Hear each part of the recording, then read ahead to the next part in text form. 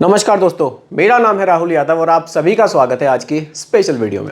Video वाकई बहुत ज़्यादा स्पेशल है। कुछ टॉपिक्स हैं जो आजकल लोगों को काफ़ी ज़्यादा परेशान कर रहे हैं, तो इस टॉपिक पर वीडियो मैंने तैयार करी है क्योंकि लोगों के कमेंट्स थे कि सर इन टॉपिक्स को क्लियर कीजिए, आजकल मार्केट में इस तरह की न्यूज़ बहुत ज़्यादा चल रही है। तो चलिए, ट्रेंडिंग टॉपिक्स है, ध्यान से समझेंगे। वीडियो बहुत ज़्यादा इन्फॉर्मेटिव है, बहुत ही ध्यान से देखिएगा और समझिएगा। मैं भी यहाँ एक एक चीज़ आप सभी को समझाऊंगा बिल्कुल सिंपल भाषा में। तो आइए दोस्तों, बिना किसी देरी के वीडियो को स्टार्ट करते हैं। पहला टॉपिक, आखिर क्यों बंद कर रहे हैं लोग एसआईपी? क्या वाकई लोग अभी बहुत ज़्यादा तादाद में एसआईपी को बंद कर रहे हैं, और अगर बंद कर रहे हैं तो क्या उसके कारण हो सकते हैं, इस पर चर्चा करेंगे। क्या मार्केट क्रैश होने वाला है? ये भी चीज़ आजकल बहुत ज़्यादा न्यूज़ में है। न्यूज़ में क्या, सोशल मीडिया पर ये चीज़ें ज़्यादा हमें देखने को मिलती हैं कि मार्केट क्रैश होने वाला है, मार्केट क्रैश होने वाला है। तो क्या वाकई मार्केट क्रैश होने वाला है? और अगर मार्केट क्रैश होने वाला है तो हमें इस स्थिति में क्या करना चाहिए?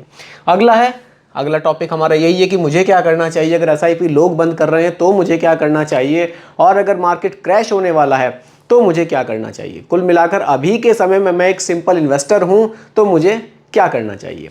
तो बहुत ही ध्यान से देखिएगा और समझिएगा कि आपको क्या करना चाहिए। चलिए आगे बढ़ते हैं अपने टॉपिक पर। देखिए, बात करते हैं न्यूज़ में अभी क्या ट्रेंडिंग में है। चलिए देखिए, अगर आप न्यूज़ में देखेंगे, एसआईपी स्टॉपेज रेशो 88.4%, ये एक आर्टिकल था जो एक न्यूज़पेपर में आया था। देखिए, वाकई एक बिल्कुल सही आर्टिकल आया था कि एसआईपी का जो स्टॉपेज रेशो है वो 88% के आसपास हमें देखने को मिल रहा है। यानी कि अगर 100 लोगों ने एसआईपी स्टार्ट करी है तो 88 लोगों ने एसआईपी बंद भी करी है। तो क्यों ऐसा हुआ है, क्यों इतनी ज़्यादा मात्रा में एसआईपीज बंद हुई हैं? ये तो एक नेगेटिव न्यूज़ हमें देखने को मिली है, लेकिन इसके साथ साथ एक पॉजिटिव न्यूज़ भी इसी के साथ साथ हमें देखने को मिली थी। और वो क्या थी, इसके बारे में बात करते हैं। इसको थोड़ा सा बड़ा मैं कर देता हूं ताकि क्लियर आप लोग इस चीज़ को देख सकें। देखिए, एसआईपी में जो निवेश था वो 20,904 करोड़ रुपए का हुआ था। जो निवेश था वो काफ़ी तेज़ी से एसआईपी में बढ़ रहा है। तो ऐसा नहीं है कि लोग एसआईपी को बंद कर रहे हैं और नए निवेशक नहीं आ रहे हैं। निवेश भी बहुत तेज़ी से बढ़ा है। 20,904 करोड़ रुपए ये हो गया है। मासिक योगदान आप देख सकते हैं, मई में 20,904 करोड़ रुपए हो गया है, जो अप्रैल में 20,371 करोड़ रुपए था। तो काफ़ी तेज़ी से निवेश भी म्यूचुअल फंड में बढ़ रहा है। तो ऐसा नहीं है कि मार्केट में केवल नेगेटिव न्यूज़ ही हमें देखने को मिल रही है, कुछ पॉजिटिव न्यूज़ भी हमें देखने को मिल रही हैं, लेकिन लोगों का ध्यान नेगेटिव न्यूज़ की तरफ ज़्यादा जाता है, पॉजिटिव न्यूज़ की तरफ कम जाता है। कोई बात नहीं, हम आपका ध्यान पॉजिटिव और नेगेटिव दोनों तरफ खींचेंगे। चलिए रीजंस पर बात करेंगे। रीजंस पर बात करेंगे कि क्या रीजंस थे कि लोगों ने एसआईपी को बंद किया। देखिए, पहला रीज़न जो निकल कर आ रहा है ना, वो आ रहा है सेबी की तरफ से। सेबी के नियम में बदलाव। अब सेबी के नियम में क्या बदलाव हुआ है? देखिए, सेबी के नियम में भी रिसेंटली ये बदलाव हमें देखने को मिला है। अगर आपकी 3 किस्तें, एसआईपी की 3 किस्तें आपकी एकदम से आपके अकाउंट से नहीं कट पाती हैं किसी रीज़न की वजह से, चाहे आपके अकाउंट में बैलेंस नहीं है या आपने ऑटो पे नहीं सेट किया है, तो आपकी एसआईपी ऑटोमेटिकली बंद कर दी जाएगी। अगर लगातार 3 एसआईपी आप नहीं पे करते हैं तो आपकी एसआईपी बंद कर दी जाएगी। सेबी का नियम, अभी ये नियम में बदलाव हुआ है, इसकी वजह से भी काफ़ी लोगों की एसआईपीज बंद हुई हैं। अगले रीज़न पर बात करते हैं, लोकसभा चुनाव की हलचल।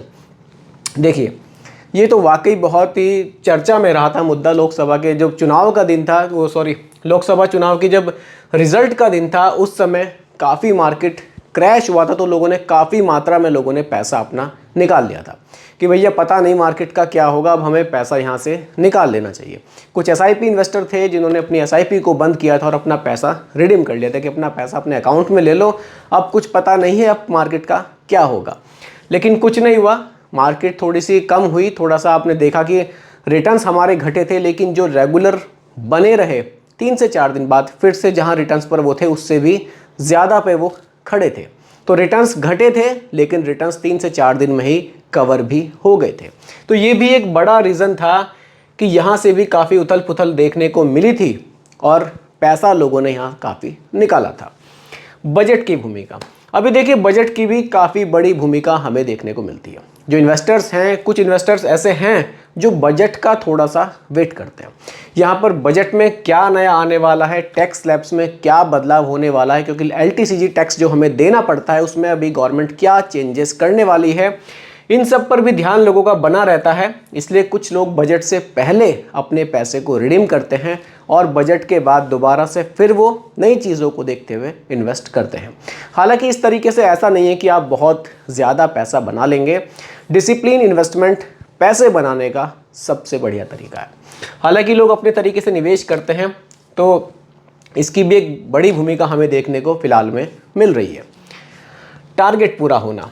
देखिए, अभी ऐसा नहीं है जिन लोगों ने पैसा रिडीम किया है कि उन्होंने 2 साल 4 साल पहले ही SIP स्टार्ट की थी। काफ़ी लोग उसमें आपको ऐसे देखने को मिलेंगे जो पिछले 10 से 15 साल से SIP में इन्वेस्टमेंट कर रहे थे, तो कहीं ना कहीं वो अपने टारगेट को अचीव कर चुके हैं और इस समय मार्केट भी ऑल टाइम हाई पर है, तो इसीलिए उन्होंने बहुत ज़्यादा रिस्क नहीं लिया। मार्केट की कंडीशन अच्छी थी तो अपने पैसे को रिडीम किया। यानी कि अपना टारगेट पूरा होना भी एक, यहाँ पर जो SIP में निवेश लोगों का घट रहा है ये भी कहीं ना कहीं इसमें आता है कि लोगों का टारगेट पूरा हुआ और लोगों ने अपनी SIP को क्लोज करके अपने पैसे को रिडीम किया। चलिए आगे बढ़ते हैं। मार्केट क्रैश की संभावनाएं। मार्केट क्रैश की क्या संभावनाएं है? देखिए, मार्केट क्रैश की जो संभावना है उसका सटीक आपको कोई भी नहीं बता सकता कि 2025 में मार्केट क्रैश हो जाएगा या 26 में क्रैश हो जाएगा। लेकिन मैं एक बात आप लोगों से ज़रूर कहना चाहूँगा, मार्केट क्रैश की संभावना क्या है?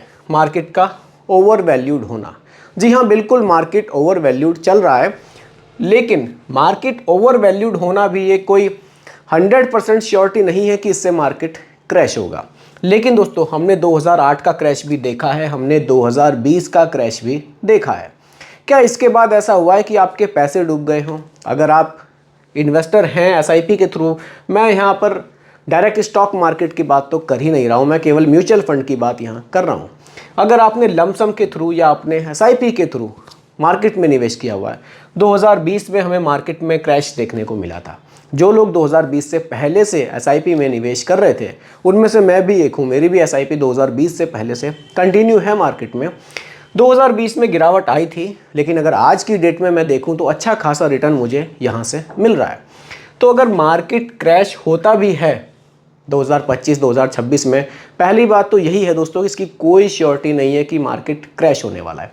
हो सकता है आने वाले समय में हमें थोड़ा सा मार्केट डाउन देखने को मिल जाए, लेकिन मार्केट क्रैश होना ये कोई यहाँ पर कोई श्योरिटी यहाँ नहीं है। अगर आप कोई आपसे कह भी रहा है तो देखिए, सिर्फ अंदाजे यहाँ लगाए जाते हैं कि मार्केट क्रैश हो सकता है, बाकी ऐसी कोई यहाँ पर श्योरिटी नहीं है कि मार्केट क्रैश हो जाएगा। मार्केट में थोड़ा बहुत चलता है, अप डाउन मार्केट हमेशा ही चलता है, ये मार्केट का नेचर है।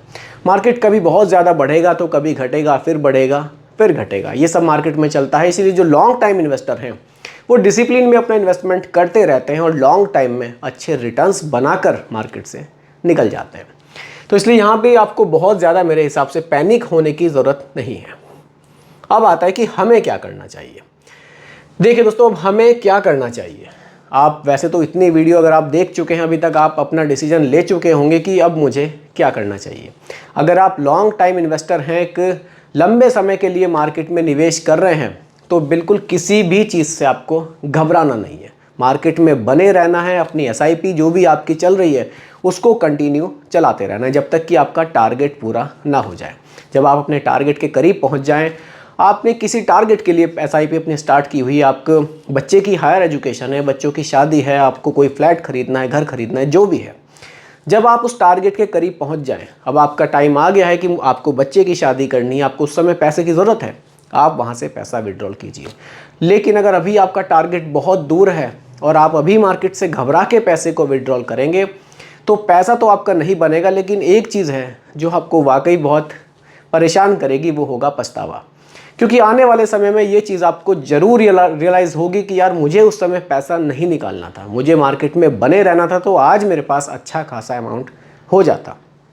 इसीलिए दोस्तों, मार्केट में बने रहना है। थोड़ा बहुत करेक्शन मार्केट में चलता है, इससे घबराना नहीं है, क्योंकि हम लॉन्ग टाइम इन्वेस्टर हैं। हम म्यूचुअल फंड के थ्रू निवेश कर रहे हैं, हम डायरेक्ट स्टॉक मार्केट में निवेश नहीं कर रहे हैं। हम थोड़ा सा इन टेंशनों से बचने के लिए ही तो म्यूचुअल फंड है। अगर हमें इतनी टेंशन लेनी ही है, इतना पैनिक होना है, तो क्यों ना हम डायरेक्टली स्टॉक मार्केट में निवेश करें और अच्छे रिटर्न्स बनाएं। म्यूचुअल फंड का ऑप्शन इसीलिए हमारे सामने है, हम इसीलिए इसमें निवेश कर रहे हैं क्योंकि हम बाज़ार के उतार चढ़ाव पे बहुत ज़्यादा फोकस नहीं करना चाहते। हम एक सिंपल इन्वेस्टर हैं, हम एक सैलरीड पर्सन हैं, हम एक बिजनेस क्लास भी आप कह सकते हैं जो भी इन्वेस्ट कर रहा है कि सिंपली 10,000, 20,000, 5,000, 2,000 हम एक सिंपल एसआईपी कर रहे हैं। हमें नहीं पता मार्केट में क्या चल रहा है। जो बिल्कुल एक सिंपल एसआईपी चला रहा है, लॉन्ग टाइम तक एसआईपी को चलाएगा, वो अच्छे रिटर्न्स यहाँ से बनाकर लेके जाएगा। इसलिए घबराना नहीं है, बने रहना है। तो दोस्तों यही आज की वीडियो का टॉपिक था कि लोग एसआईपी बंद कर रहे हैं तो हमें क्या करना चाहिए। तो उम्मीद करता हूँ कि अब आप समझ गए होंगे कि आपको क्या करना चाहिए। तो दोस्तों उम्मीद करता हूं कि टॉपिक आपको पूरी तरह से क्लियर हुआ होगा। फिर भी कोई कंफ्यूजन हो आप मुझे दोबारा कमेंट कीजिएगा, रिप्लाई मैं आपको ज़रूर करूंगा। बाकी दोस्तों रिकमेंडेशन नहीं है, केवल एजुकेशनल पर्पस वीडियो आप लोगों के लिए बनाया गया है क्योंकि म्यूचुअल फंड का जो भी निवेश है वो बाजार जोखिमों के अधीन होता है। वीडियो पसंद आई हो तो लाइक शेयर ज़रूर कीजिएगा और मेरे चैनल पर अगर आप नए हैं इसको भी सब्सक्राइब आप ज़रूर कीजिएगा। नमस्कार।